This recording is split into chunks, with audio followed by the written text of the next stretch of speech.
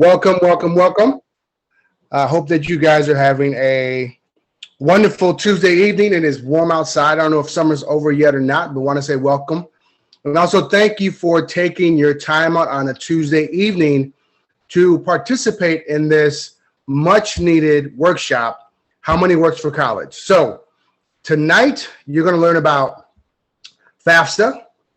You're also going to learn about how to pay for and plan for college.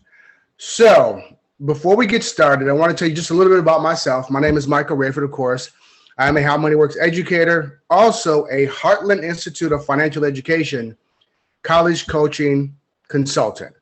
And so with FAFSA opening on October 1st, which is just under 2 weeks away, so very important date to write down. But we have a special guest on tonight, and I think it's really cool. It's also valuable that this person is one of the Heartland coaches. And so before I bring her up, I'm going to tell you a little bit about her background. Now, when I was teaching, I taught at two colleges for 17 years. So she has been an educator for 15 years and taught at 5 different colleges throughout the Midwest and also in Colorado, where she lives now. And I think what's really important, what's really valuable, is that this person, as a college coach, has worked in, and this is over 30 years of work experience, student housing, student affairs, academic advising, financial aid, student life, and college planning. So if I'm going to have a college coach that's going to advise me, mentor me, I want to know that that coach has this much valuable experience and knowledge. So without any further ado, help me welcome Heartland Institute of Financial Education college coach, Amy Leach. Amy, the floor is yours. Michael, thank you so much. And thank you for that wonderful introduction. I don't hear about myself very often. You make me sound so amazing. I think I'm really good at what I do, but I don't know if I sound that amazing. So again, my name is Amy Leach.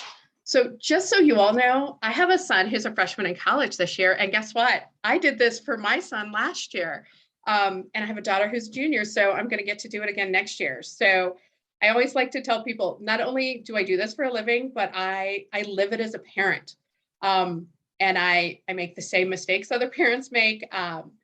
I call my friends, I ask for help. So know that that's kind of what I do. It's what I care about. It's really what I value and what I love about being able to do college planning and working with students. So I am going to share my screen, and then I'm going to start my presentation.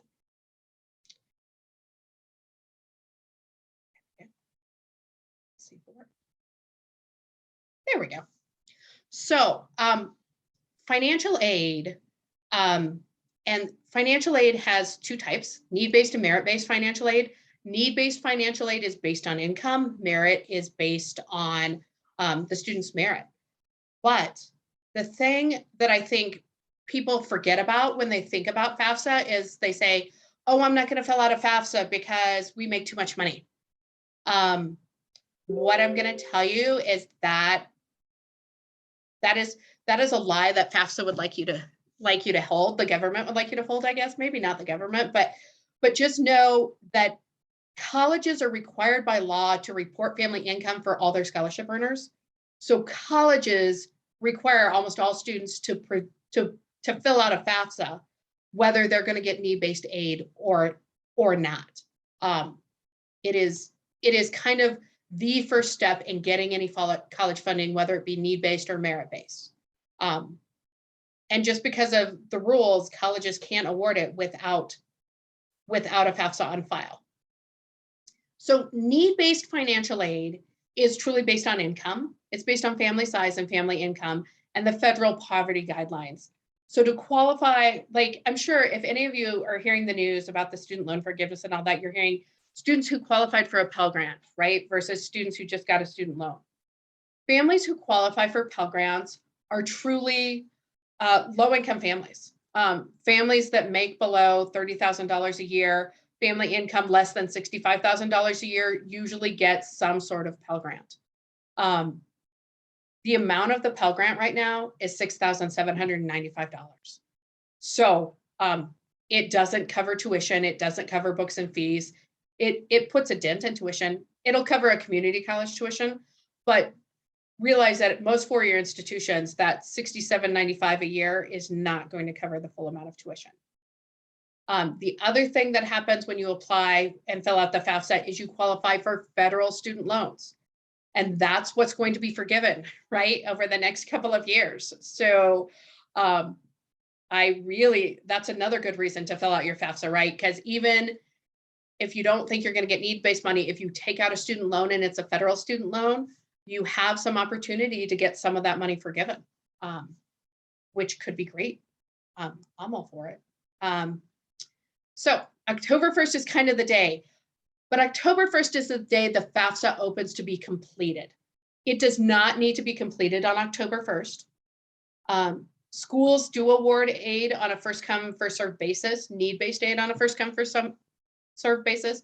But general rule, if you can get your FAFSA completed and filled out before kind of the Thanksgiving holiday, before December 1st, you're in really good shape. You are going to be one of the first people completing and filling out your FAFSA. So yes, it opens on October 1st, but I really encourage you to take the time and fill it out. Don't feel like you have to fill it out on that day at that minute. FAFSA updates every year. This year's update, there is no more question about gender, and there's no more question for selective service. So before, male students had to register for selective service to qualify for federal financial aid. That's gone away. No more of that. So they removed about 8 questions this year. The questionnaire is about 136. Their goal is to get it down to about 40 to 50 questions. And I think we're going to see that come over the next couple of years. It is based on the tax return you filed in April. So your 2021 tax returns. Those are the documents. So here are the documents you need. Your end of year pay stub, that has some good information that you may need. Your current bank statements, your current investment statements and balances, driver's license and social security cards, or permanent resident cards, green cards. Any of those things work for FAFSA. If you are someone who your student is a U.S. citizen, they can apply for FAFSA, and you are not a U.S. citizen. All you have to do is put zeros in there for you on the FAFSA application, but your student is still eligible to apply. The other thing that parents always ask me is, can my student be independent? The answer is yes, if they meet one of these 3 criteria. They're over the age of 25, which most of our students going to college are not. They are married, they are active duty military, or they have a dependent child. Those are the kind of the 3-4 classifications that allow a student to be an independent filer on the FAFSA form. Otherwise, the student files as a dependent, and their financial aid is truly based on their parents' income. If you have a student who is in foster care or has been an orphan, there are some special qualifications and exemptions for them. I just rarely see them on this webinar, so I don't talk about that. But if they're there, know that there are some things we can do for them. The big change this year, I'm sorry, you families who are divorced. In the past, we have been able to use the income of the lowest income earner between the 2 divorced parents. FAFSA has gotten very wise to this way. And that's gone. So now it is the custodial parent who will provide the most financial assistance, whose income has to be reported on FAFSA. And this does not always translate to who claims the child on their tax return, unfortunately. So like I said, in the past, we were kind of making sure that child stayed, it was whichever parent the child stayed with 51% of the year. So we would have the child spend one more night with the parent that made the lower income to help them out there, but that's gone. But the other good news this is pretty good news. Like if grandparents offer funding or other people help your child with college, you don't have to claim that on the FAFSA form anymore. So I think that's good news. Questions? How are we feeling about what I've covered so far? Talking really fast. Good. Okay, so we're going to talk a little bit about how to set up your FAFSA form. And you can do that now. You can create a FAFSA ID. Go to this website, create a FAFSA ID. You can Google FAFSA ID. It's fafsa.ed.gov, and create your FAFSA ID. You need 2 of them. One for you as a student and one for a parent. So 1 parent FAFSA ID, 1 student FAFSA ID. If your parents are divorced, have both parents set up a FAFSA ID. That's kind of where we are right now with that. The FAFSA ID will be used for the entire college career of the student or multiple students in a family. I have parents who have had the same FAFSA ID for like 10, 12 years, right? That's when their oldest went to college. They have their youngest is still not in college. So make it a good ID for you. Make sure you know it, know your password. Resetting it is a fairly unpleasant experience. I have a lot of families call me and like, I can't reset my FAFSA ID. How do I do it? And we work through that. So creating it and then knowing what it is kind of one of those things. And for students, I don't think there are very many students on this webinar, but really, you need to access this account on a fairly regular basis in your college career. So don't lose it, find it, keep it. Assets, like this page is always very popular with me. What do I do and not have to report on my FAFSA? So let's start with what you don't have to report on your FAFSA. You do not have to report your primary place of residence. So if you own a house or you live in a house, that the value of that residence is not reported. Give me 1 second. I'm going to close my window because my neighbor is mowing apparently.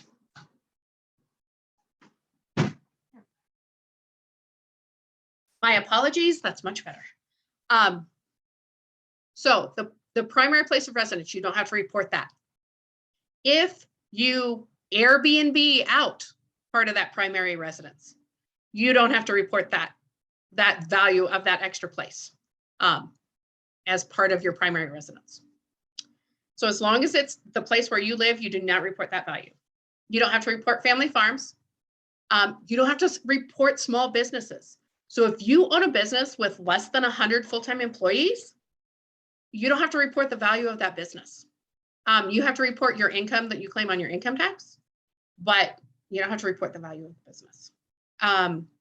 Qualified retirement plans. So 401ks, 403bs, 457s, IRAs, all of that stuff. Do not have to report the value of those items. You don't have to report the cash value of your life insurance policy. And then you don't have to report, families always think in assets, they have to report like the value of their cars, their computers, their jewelry in their house, no. Yes, that goes on car insurance and home insurance and all of that. But for assets and by FAFSA, that stuff you do not have to report as assets. Okay. Here we go. Things you do have to report. Cash. Even if you stuff it in a mattress, right? My people who work Uber and Uber Eats and bartenders, wait staff, right? That have a lot of cash laying around, you have to report. You can amortize your average for 3 years if you'd like. That is an option. So that can be a way to kind of reduce that if you've had a really big month going into October. Your bank account, including your checking, savings, CDs, all that money counts. Now on your bank account, okay, my bank account on October 1st is really big because I get paid once a month. I get paid on October 1st. My husband gets paid on October 1st, right? So what's in my bank account on October 1st and what's in my bank account on October 31st are very different, right? Because I have a house payment, a car payment, my regular gas, electric, all those bills, right? So if that is you, figure out what's in your account, subtract your monthly bills, and that's the value in your bank account. It kind of reduces that asset a little bit. And depending on like the price of your mortgage, that can reduce $3,000-4,000 in there. You have to report investments. So values of stocks, bonds, mutual funds, and stocks right now are incredibly volatile, right? Like they've been going up and down all week. Just take your lowest day if you can, right? For the value of your stocks. That's something that if they go down a lot more, if like the market really crashed, you could use for an adjustment on your financial aid form. Value of precious metals, college savings plans, so 529 plans, those get reported. Those can be reported as parent assets. So even if the 529 is in the student's name, the parents are still the owners of the 529 plan. So you report that as a parent asset. And that's important because a parent asset is counted at a much lower percentage than a student asset. Student assets are counted at about 80% towards their contribution to college. So colleges expect if students have assets, they're going to use them to pay for college. Whereas parents, they expect parents to have other things they need to pay for. So they're counted at a much lower rate. A business of over 100 full-time employees, an investment firm, real estate, and this is painful for those of you who have rental properties. So rental properties count as an asset. You take the value of the property minus what you owe, and that is your asset. I know some people who have shared rental properties between two people. Okay, if you own 50%, then you count 50% of the asset. If you own 25%, you pay 25% of the asset. The only way you can count a rental property as a business with less than 100 employees is if you provide things like maid service, cleaning service, so maid service, cleaning service, cooking service, all those kind of things, not what you would provide on a standard rental property, right? It would be like if you owned a small hotel, that could count as a business, right? Of less than 100 employees, but rental properties that you just rent out, even if you pay a property management company, it does not, it still counts as an asset. The value of that property counts as an asset, which is quite a bummer. Trust funds count, and emergency funds count. Questions there?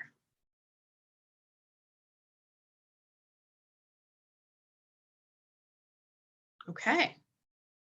So just so you guys know, on October 13th, I'm hosting a webinar on how to fill out your FAFSA. I will go step by step through every question, what you need to fill out, what you need to put in, cover those assets again, which is always a big question for me. So ask whoever invited you here if you want to participate in that webinar. The link's not out, or I'd have sent it out to you. But as soon as we have that, we can get that out to you if you want to know exactly how to fill out FAFSA line by line.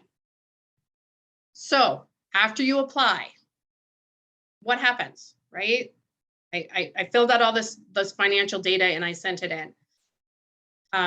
The Department of Education runs it through a formula.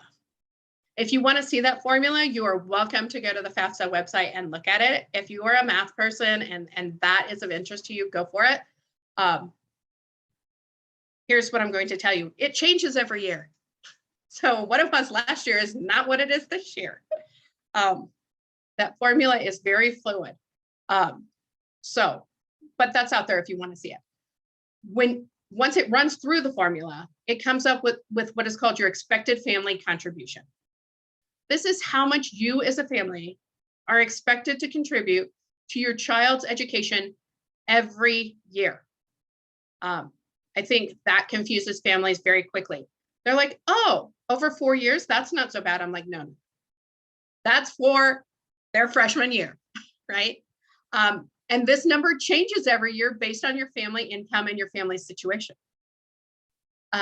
They are in the process of changing that to what is called the student aid index. That was supposed to be out in 2023, but they put that out before COVID hit. So they are still working on this student aid index. Will we see it next year? I don't know. The goal of the student aid index is to make that clearer than expected family contribution. The student aid index could be a negative number, whereas EFC can be nothing, can't be lower than 0. So hopefully it will make things a little clearer for families and easier to understand. But basically what expected family contribution and SAI are, it's the cost of attendance minus what your family can contribute. And that is the number of your financial need, right? So if my child's school costs $50,000 a year, and I'm expected to pay $10,000 a year, my need is then $40,000. Well, okay, remember I said that Pell Grant is $6,700. Okay, we take that off. We're still at what, $42,000? No, $32,000 that I need to come up with to pay towards education. So that can come in some different forms. Grants, scholarships, loans is kind of where that comes from. The other things that happens is after you do that, you get what's called a student aid report. And the student aid report contains all the information you submitted. So you can look over that and be like, oh my gosh, I put that my son worked last year. Oh wait, he worked this year, not the year before. Okay, yes, I actually did that on my son's financial aid form. So we had to go in and change our financial aid form, right? Because my kid actually did not work in 2020, but he did work in 2021. So this year, this October, when I fill out the FAFSA, I will report my child's work on the form. But it's an easy mistake, right? You're like, oh yeah, my kid works. Of course, goes right in there. Colleges are not required to cover 100% of your financial need. That is not a requirement nor an expectation of a college. Just so people know that. I feel like sometimes people think, well, I have this huge financial need, the college is going to cover all of it. No, they won't, and it's not their responsibility to. There's no law that requires them to do that. Just an interesting statistic, so you know, back when I went to college, which was like many moons ago, right? Most states covered college tuition and costs at 80% on average. That has now shifted, and it's now 30%, and some states 20%. I live in the state of Colorado. Colorado covers college tuition and fees at 20%. Yeah, New York and Wisconsin, by the way, Wyoming, South Dakota, they cover it a lot. A really, really large coverage of college tuition and fees from the state in those individual states. But so depending on your state, that your in-state tuition can really vary significantly, because college, there's no rules around how much college has to cover, or how much a state has to cover towards college tuition anymore. families whose income have changed since their 2021 tax return got filed. If you as a family, something has happened, if you've lost a job, lost significant income, have been diagnosed with long COVID and can no longer work on a full-time basis. Those are kind of our biggest hits right now. But anytime if a parent loses a job, you can request an adjustment to your FAFSA. So even though you filed it based on your 2021 income, if something has happened significantly since you filed that tax return to your income, you can petition to have your FAFSA adjusted, to have your aid adjusted. You cannot do that until the student is admitted to a college and has accepted that college. Financial aid offices do not enjoy doing this. It is a lot of work on their part. So they're not going to do it for a student who's applied, but they will do it for any students who have been accepted that have a significant change in financial status. The kicker on this is that the college's decision is final. You can't appeal it after that. You can appeal it the next year, but you can't appeal it once you've gone through the process. Here are kind of the big things that will allow you to to do this appeal. Recent unemployment, dislocated worker, death, disability, serious illness.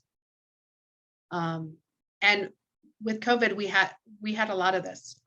There are a lot of families who are in this situation.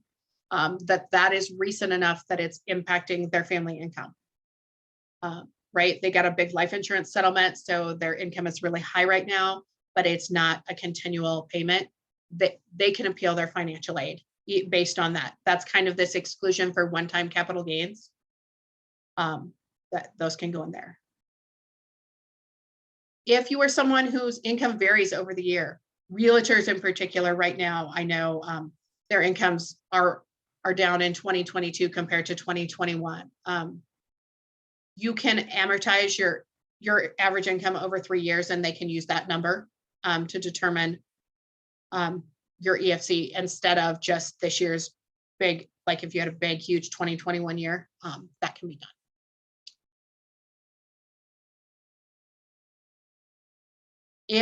If you're going to do any of this and all of this, save your documents, right? Your 2021 tax return, save it as a PDF on your computer so you have it, because you're going to have to refer back to it. Save your student's tax return if they had to file a tax return. Any documents you used, make sure you save them. I really encourage the students to take an active role in this process, because while this is based on their parents, the student is ultimately responsible for their tuition. And so students are ultimately responsible for their financial aid and their financial aid documents. So once you've kind of filled out a FAFSA and filed it, encourage the students to check their account monthly. That's how I learned that my son, they were like, where's his W-2? He needs a W-2. Well, he didn't have a W-2 because he didn't work that year. So we were able to go in very early and adjust his FAFSA based on my mistake of putting my son in as having worked in 2020 when he didn't. Make sure the student has their social security card, either their social security number or their student ID number on any document you turn into financial aid. Having worked in financial aid, we literally had binders this big, like 5 or 6 of them, of documents we'd gotten from students, but we didn't know what student they were attached to. So if you need to turn documents in, and now the electronic filing system is so much better. Oh my gosh, it's so wonderful, but still make sure that student information is on that document, not just parent information. Yeah. Here's the other thing. Lots and lots of students get selected for verification once they file their FAFSA. This is not a pick on the student day. The federal financial aid and FAFSA requires every college to randomly select 60% of their students for verification. Yeah, 60%, that's huge, right?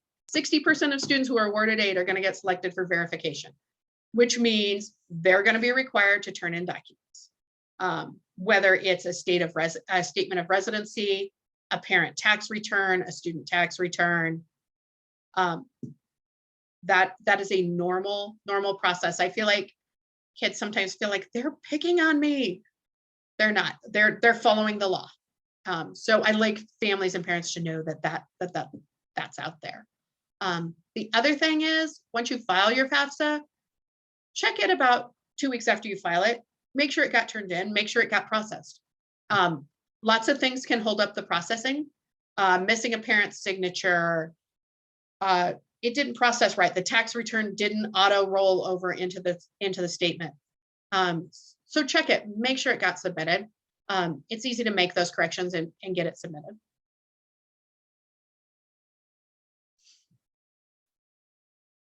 All right. Moving on.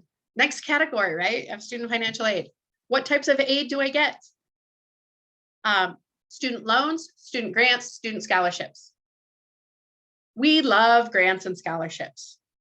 Why do we love grants and scholarships? We don't have to pay them back. Federal Pell Grant, don't pay it back. Scholarship from a school for merit-based, need-based. Even there are a lot of colleges out there that, based on your students' GPA and test scores, have automatic scholarship funding, just flat based on that. There are colleges that have alumni scholarships that if you went to that college and your kid goes to that college, you automatically get the alumni scholarship, right? So those are great because you don't have to pay them back. They will always pay tuition first and then move on to housing and other expenses. And then there are student loans. www.studentloans.gov. You have to fill out a FAFSA to apply for a federal student loan. The current rate is 4.99%. By the way, last year that was 4.7. Parent Plus loan. So as a parent, you can use FAFSA and the federal government to apply for a loan to pay for your child's college. The current rate is 7.54. Last year, it was 4.2. Last year was the first year I actually told parents that taking a Parent Plus loan could be a good idea. Usually at 7.5%, you can find another loan that's at a lower rate. A HELOC, many other things, right? But this loan rate fluctuates every year. They publish it in May for the upcoming year.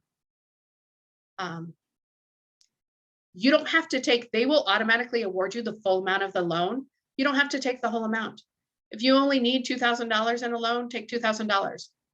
I see this a lot with Parent Plus loans. Parent Plus loan, remember I said that big difference between what the school pays and what you guys have to pay as a family, right? They will offer a full Parent Plus loan for that entire balance, right? Do you need that entire balance? You need to sit down and evaluate it. Are there things I can cut in my monthly budget to reduce that so I don't have to take that full loan, right? You know, a $30,000 loan at 7.54% is pretty painful, right? But maybe I need 5,000. Okay. Take the loan amount you need, not what's offered. Currently, there is no interest on student loans. That's right. Yes. That's been frozen since COVID, and that expires on January 1st. So those of you who have student loans out there, if you've been paying on them, great job. My advice is to continue to pay on them so they do not get any bigger. And then as of January 1st, those loan interest rates will be reinstated. Now, those loan interest rates will be reinstated at the rate you got your loan at. So if you got a student loan last year at 2.75%, that's the interest rate that loan will be at, not this 4.99. Thank goodness. And then everybody is talking about, I don't know if everybody in my business is talking about student loan forgiveness program from the federal government, right? That's a hot topic. I am super excited about it because I have seen over my years what student loan debt has done to people and families, and And this amount can really make a massive difference for a lot of students and families. So if you earn less than $125,000 a year, you can get $10,000 in loan forgiveness. If you got a Pell Grant at any time during your college career, you can get $20,000 in student loan debt forgiveness. These programs, the other programs that exist, and these programs have been around for a while. Just people don't really know they're there and realize they're there, and they are really expanding this year, and I'm super excited about these. They're for teachers, medical workers, people who work in the service industry, civil service, rural service, all those industries. If you are willing to work in a rural area for 3 to 5 years, they will forgive your student loans. The federal government will pay your student loans. People who work in social work. And I use social work as an example because you're required to have a master's degree to work in social work, which means you could have loans from bachelor's degree and then your master's degree. The average social worker income is $40,000 a year. They are never going to be able to pay back their student loans. And most places they are needed is in larger cities, right? So now you have a high cost of living, you have a really low income. So if you have paid on your loans, those can be forgiven. And all you have to do is fill out a form, which I think is great. Okay. So here is the number for the student loan forgiveness program. They just published this the other day.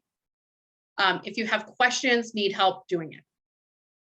The application is going to open October 1st.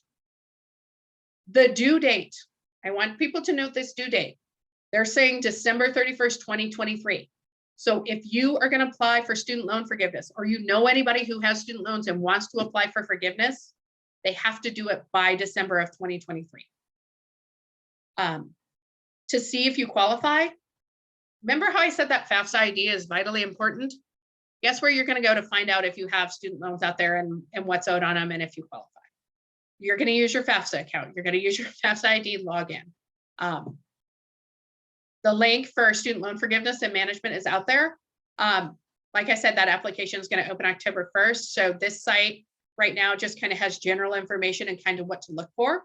But you can find out what you need there. And then that's where it'll be to fill out the form. It is a really easy form to fill out. They have promised that it's an easy form, and I believe it is. I think you're going to have to submit your tax return to prove your income and the link to your number for your student loan account. And that's what's going to happen. If you paid on your student loan during COVID, good for you. I'm very proud of you. If your loan is now less than $10,000 or less than $20,000 if you got a Pell Grant, if you live in that little bubble, which apparently, I can't remember this number. I think it's like 5.2 million people in the country live in that bubble. So it's not a little bubble really. You can ask to have what you paid on the loan during COVID returned to you and then use that to get the refund. So you can get the full $10,000 refund, which again, I think is wonderful that they're allowing that, because I know people who have done it, they didn't lose their jobs during COVID and they've worked really hard to pay down their student loans. So they are not going to be penalized for having done that during COVID. These are the student loan services numbers. If somebody wants to take a screenshot of that and maybe send it out on the chat for people. So depending on your type of student loans, these are the numbers you can call to find out if your loan qualifies. If you've consolidated your student loan into a private account, if you've done it recently, I think you're going to still qualify for this loan forgiveness. You've just got to get that information to them. If you consolidated your loan 10 years ago, probably not. But these are all the numbers you can call for the specific loans. So reminder, FAFSA is the first step towards any financial aid, no matter your income, no matter your student merit. You want to fill it out before Thanksgiving break. Don't not fill this out and lose a scholarship. I did it. I was in college. I had a full ride. I was making money going to college. I didn't have a FAFSA on file. I got offered a chance to study abroad, and I won a $5,000 scholarship to study abroad. And I didn't have a FAFSA on file, so I did not get that $5,000 scholarship, and I had to pay to study abroad. And it was really, really unfortunate. So I don't want that to happen to anybody. If you need assistance with your FAFSA or filling out college financial aid forms, the Heartland Financial Institute, we have a handful of programs. We have programs that will help a senior all year. We will do everything with them. I will work with them from picking a college to applying to a college to doing college essays, financial aid, selecting a college, getting started in college, right? That's our big program.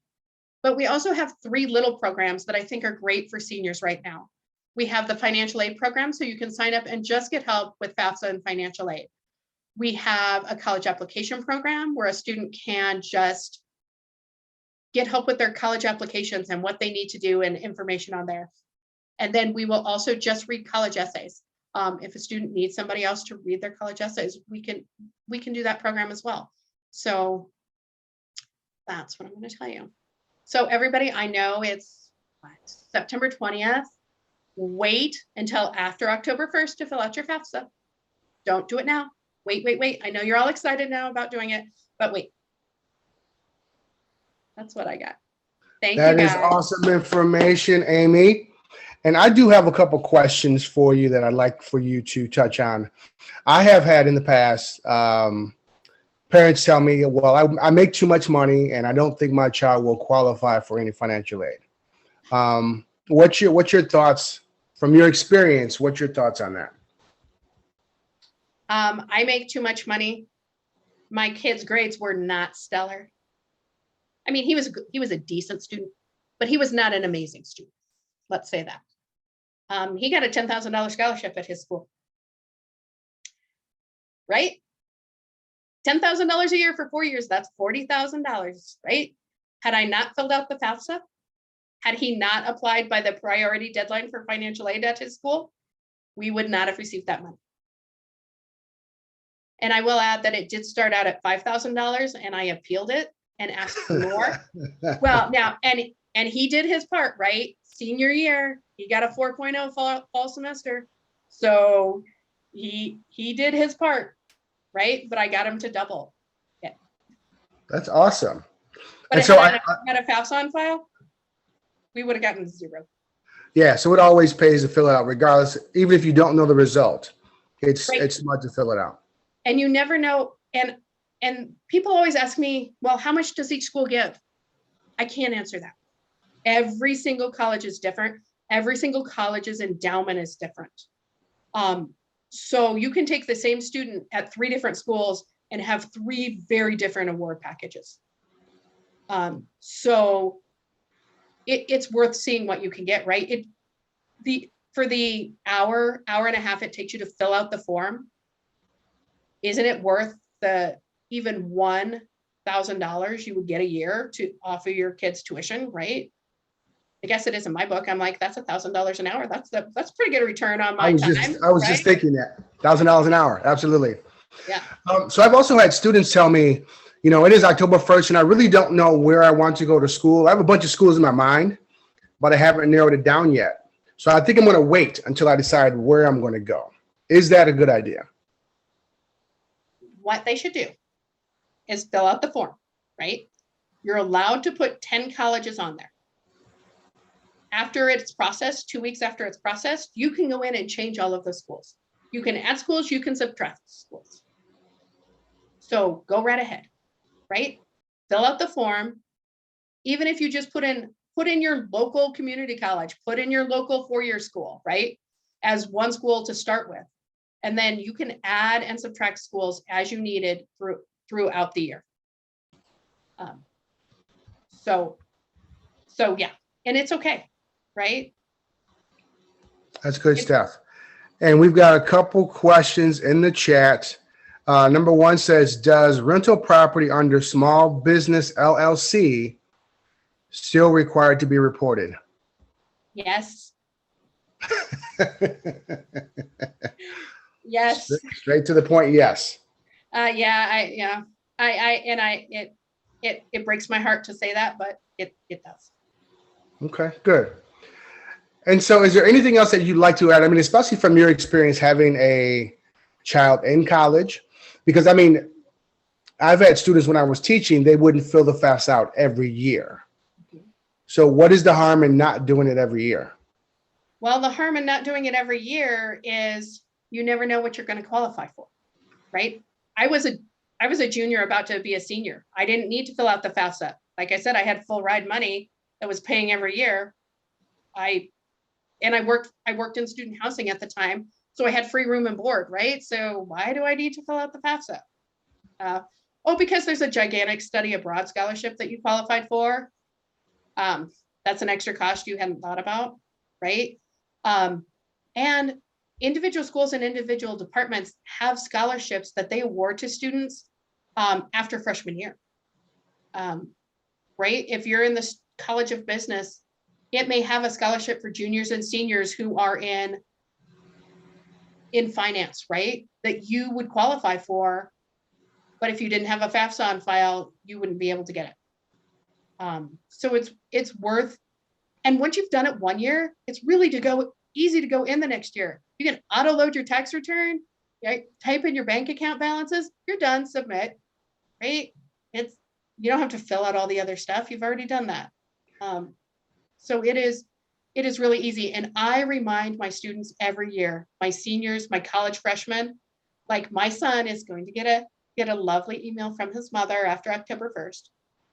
It'll probably be like around October 20th because, midterms are in there. I know when his midterms are done, right? Hey, you need to go in and update your FAFSA account. And I send that out to all my college planning students. Even some kids that are no longer in the program with me, they will get a little like blanket email from me. It's easy for me to send that out and just be like, hey, make sure you do that. That's really good stuff.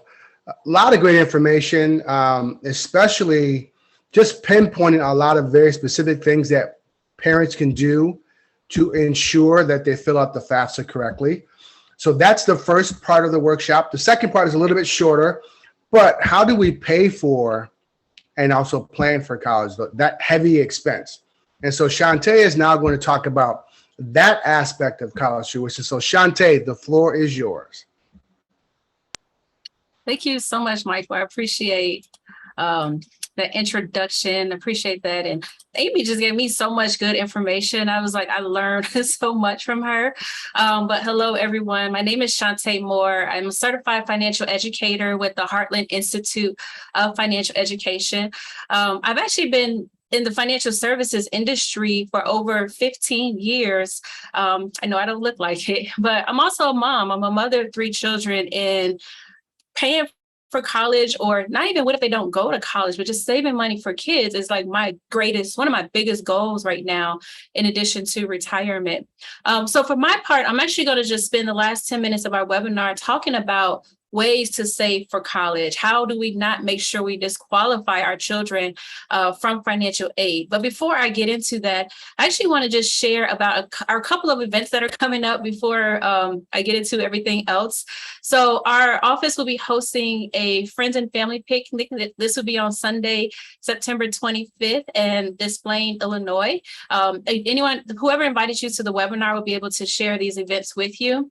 Next Thursday, September 29th, in our office in Oak Brook Terrace, the women of our group will be hosting an event called The Millionaire Within Me. It's an awesome networking event talking about goals and just empowering women. So I encourage you to get information about that.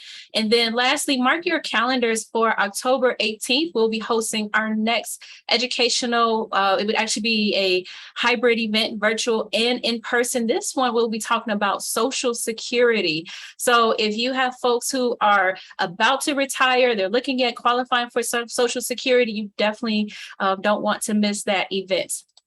So to get into my part, I just want to take a few minutes, like I mentioned, to talk about how do we pay for our kids to get to college. And before I get into the details, I do go through a quick disclaimer. And for our whole webinar, everything that we design is for educational purposes only. Some of this information might change, especially if you're going to be watching the recording in the future, especially regarding any taxes or investments. We've seen a lot of changes happen, especially in our industry because of the pandemic. I'll go through some hypothetical examples, and you won't learn everything about these topics. I'm only literally spending 8 minutes to talk about these ideas real quickly. But first and foremost, I just want to start with folks understanding the importance of this book, How Money Works, Stop Being a Sucker. You should have a copy of this book. If you don't, reach out to the person who invited you to today's session. This is the top selling book on personal finance since 2020. I would tell you, in my 15 years of experience, I have never seen a book that teaches about financial literacy and just different topics in such an easy, simple way. So I just wanted to talk about that real quickly because our How Money Works book talks about saving money for our children. It talks about financial aid, among many, many other topics. So definitely get your hands on a copy of that. But when we talk about saving money for our youth, whether it's for college or any other goals, because we recognize, Amy kind of mentioned, not all of our students will go to college. Yes, FAFSA is still important, but you can maybe get into the trades or start a business. I always present it to parents. Let's just ground ourselves in asking some questions. What are we saving this money for? How much time do we have? Do we have 10 years or do we have 5 or is the child a newborn? How much money can you sacrifice to saving? What will you do with taxes? A lot of people do not pay attention to taxes, which I'll talk about in a moment. Can your child take over ownership of that money that you save for them? And then I think, kind of like what was talked about a little bit earlier, the markets are so volatile right now. Do you want to play it safe or do you want to try to take on some risks to try and grow your money, or maybe a combination of both? That's why it's so important to work with a professional so we can help you answer these questions. Now, Amy talked about assets that are reportable and non-reportable assets. So I just kind of want to give you a different perspective on these assets as well, because when we're meeting with families, we see them saving their money in various places. These are typically the 4 places that we'll see, at retirement accounts at the workplace, or maybe they rolled over money into an IRA. Maybe they open up some investment accounts and they're buying stocks and ETFs and crypto and all type of things. Real estate, I know that was that's always a hot topic. A lot of folks are getting into owning multiple properties outside their primary residence. And then a lot of folks right now are just having a lot of money sitting in a bank account. They're scared about the market. They just want that safety. My question is, are you happy with how your money is growing so far?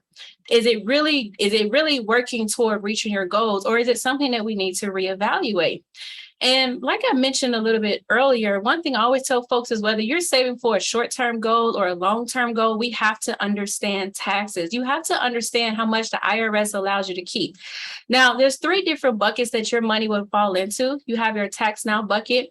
This could be an investment or savings account where every year your growth, your interest, how your money grows, it's taxed every single year. We typically see these at anything at the bank: checking accounts, savings accounts, CDs, money market accounts, and then separately, if you have your own investment accounts, that will fall into that tax now bucket. So every year you're taxed, but that's okay. The reason why folks don't mind that is because these accounts are easy to access. You can go to the ATM at 2 a.m. and pull money out. There's typically no penalties besides the CDs where you can access that money. Then you have your tax later accounts. So these are generally investment accounts that are established for retirement, and your investments, as the money grows, as it invests, you don't pay taxes while it's growing. That's the benefit of having these type of accounts. But you pay taxes. You pay taxes typically later in retirement. Most of these type of accounts have an age 59 and a half requirement when you're able to start making withdrawals without any penalty, but you still pay taxes. These are also known as qualified accounts. These are pretty much anything at the workplace, you know, the 401ks, the 403bs. If you have a traditional IRA, annuities, pensions, I didn't list everything, but just to give you an idea. Now, the only, I guess, negative about these type of accounts is we don't know what taxes will be later in our life. If I'm in my late 30s right now and I'm planning to retire in 20, 30 years, I don't know what the tax rates will be, but I can imagine with the way our government is spending money and current politics, it's likely to go up. So we have to understand again, how much would we be able to keep? And then you have your tax-free accounts. So these are investment accounts that are funded with after-tax dollars. As it grows, as it invests, you don't pay taxes. And the most awesome benefit is that as long as you follow the rules of a particular account, you're also able to take withdrawals tax-free as well. That would be like a Roth IRA, a 529 savings, education savings plan. Like Amy mentioned, you have to report that on the FAFSA. Cash value life insurance. So the Roth IRA and the cash value life insurance are not reportable. And a lot of folks have these type of savings and investment strategies already established for themselves. So I just wanted to give you a quick rundown of these different various accounts, because I think we always are saying, oh, should I invest? Or maybe I should open a Roth IRA, or maybe I should do this. Let's talk about taxes, because not only does it affect how our children's, financial aid is and their packages are determined, but if they don't use that money for college, at least you'll know what you'll be able to keep later in life as well. So the last couple of things I'll hit on before we end is, we always get asked, when should I start? My response is as soon as possible. There's never a perfect time in life when, people say, oh, I'll start saving and investing when all my debt is paid off, or when I get a new house, or when I get a new job. There's always going to be a new goal to reach for. You want to start saving, because the number one mistake that I see with parents is that, especially when it comes to planning for college, they don't start thinking about it until their children are closer to graduating high school, literally until their junior or senior year. And that's it. Almost at a position where you don't have time to save, and you really need to make sure we do some college planning to try and qualify for as many scholarships and loans and grants or whatever it is, so that your child and you have as low out-of-pocket costs as possible. And then also know that to really save any significant amount of money, because there are no get rich quick schemes. You can't double or triple your money overnight. If you think you can, that's a scam. I'm telling you, run far, far away. But if you really want to save any significant amount of money, you want to start when your child is young. You really want to give yourself time. And it's okay if you don't have the time. Again, we have services and programs that we use, again, with the Heartland, to where we can help you qualify for as much money. But if you have a newborn, if you have a great grandchild that was just born, if you have young ones, talk to us. We have so many strategies that we can recommend so you can start saving money for them now and taking advantage of their youth.